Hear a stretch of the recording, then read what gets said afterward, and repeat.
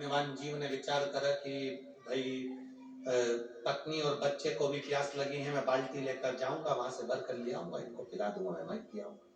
चले गया। जो गया उसने सरोवर देखा, तालाब देखा, बड़ा सुंदर सरोवर तालाब था। पानी पिया, बाल्टी में भरा, लेकर आने लगा। बीच में 5 लोग उसको मिल गए।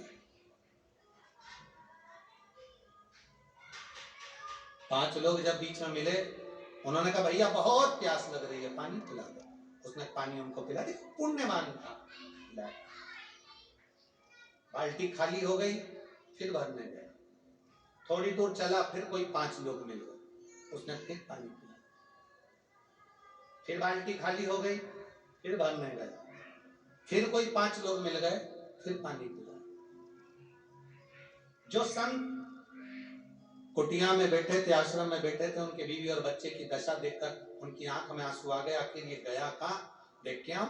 इनको छोड़कर वो संत उनको ढूंढने के लिए गया, तो रास्ते में वो मिल गया। रास्ते में मिला तो पूछा, सुबह से तू पानी पीने के लिए गया था, पानी भरने गया था, दोपहर हो गई, पानी लेकर नहीं आया। बाबा जी, मैं पानी भरकर लेकर आता था, मुझे 5 लोग मिल जाते थे, पानी मांगते थे पीने के लिए, इसलिए मैं उनको पानी पिला देता था। पानी पिलाना तो पुण्य है ना बाबा जी, पानी पिलाना तो पुण्य है ना बाबा जी। संत ने कहा पानी पिलाना पुण्य है, हम मना नहीं कर रहे।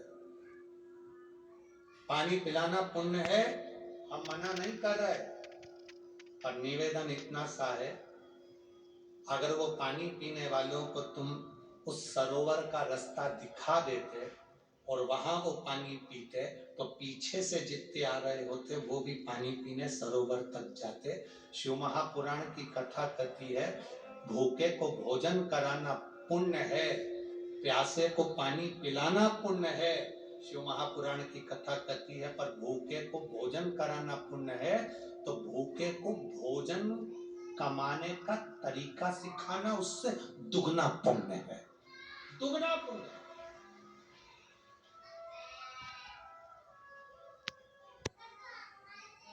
भिखारी को भिक्षा दो, मना नहीं है, हम मना नहीं करेंगे, क्योंकि कल से भिखारी आंदोलन पर बैठ जाएंगे हमारे नाम पे।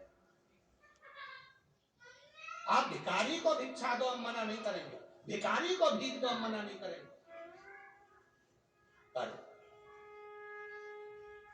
भिखारी भीख ही ना मांगे, उसके लिए एक पहल करो कि कहीं उससे कहो, कब तक भीख मांगेगा, कब तक मांगेगा, चल मैं तुझे किसी दुकान पर काम पे लगा देता हूँ, 200-500-1000 रुपए मिलेंगे तो तेरी भी जिंदगी चलेगी और तेरी शान सत्ता बढ़ेगी, तो भिखारी नहीं कर पाएगा।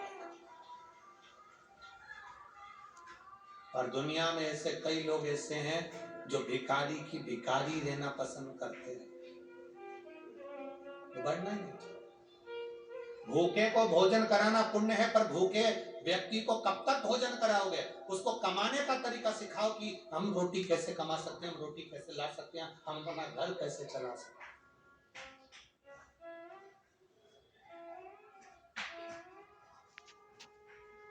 पुण्य मना नहीं।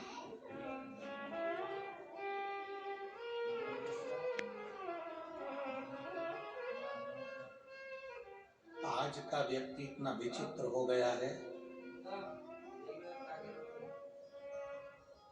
उसको सेवा नहीं करना है, उसको काम नहीं करना है, बस कहीं से उसको कुछ मिल जाए, धन लाया, गलत जगह पर लगाया, जुए में, मदिरा पान में, वेश्यावृत्ति में, मांसाहार में, और धन नाश कर कर फिर मांगने पहुंचा।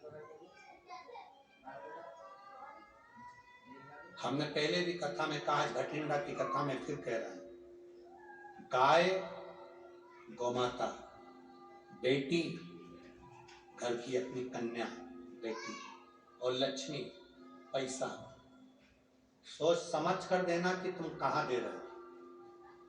गौ माता को सोच समझ कर देना, किसी ऐसे के हाथ में गौ माता का दान मत दे देना कि उसने थोड़े दिन रखा, दूध दिया जब तक रखा, और बाद में मालूम पड़े वो कसाई क्या कटने चली गई। अपनी बेटी का कन्यादान ऐसे के हाथ में मत कर देना।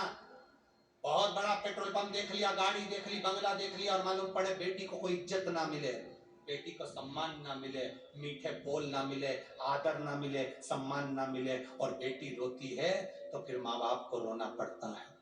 गाय का दान करने से पहले 50 बार विचार करो, क्या इसके घर में गाय बांधने की जगह है तो गौ दान करो।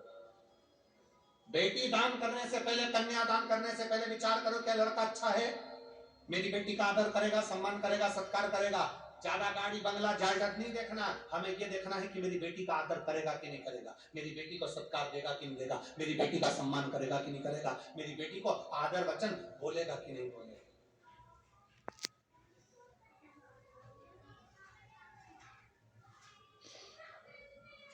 और लक्ष्मी पैसा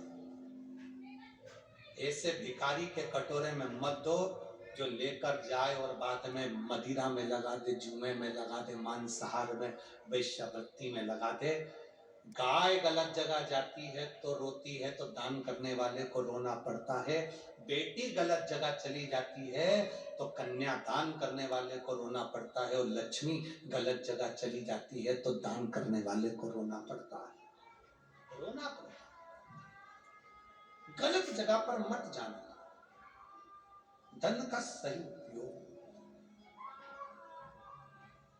हम तो आप लोगों से यहां तक कहते हैं, और एक कथा में नहीं कई कथाओं में कहा, अगर आपने विठले सेवा समिति को अठन्नी भी दी है और तुम्हारा 1 रुपया भी, हम तो भोलेनाथ जी से प्रार्थना करते हैं, अगर आपका 1 रुपया भी विठले सेवा समिति सीओर को गया है तो वो धन ऐसा जाना चाहिए, भगवान से ये प्रार्थना कर देना कि ये धन जैसे समिति में गया है वैसे एक दिन हम भी सीहोर कुबेरेश्वर धाम पर आकर देखें कि हमने जो 2 रुपया दिया था वो सही जगह लगा कि नहीं लगा।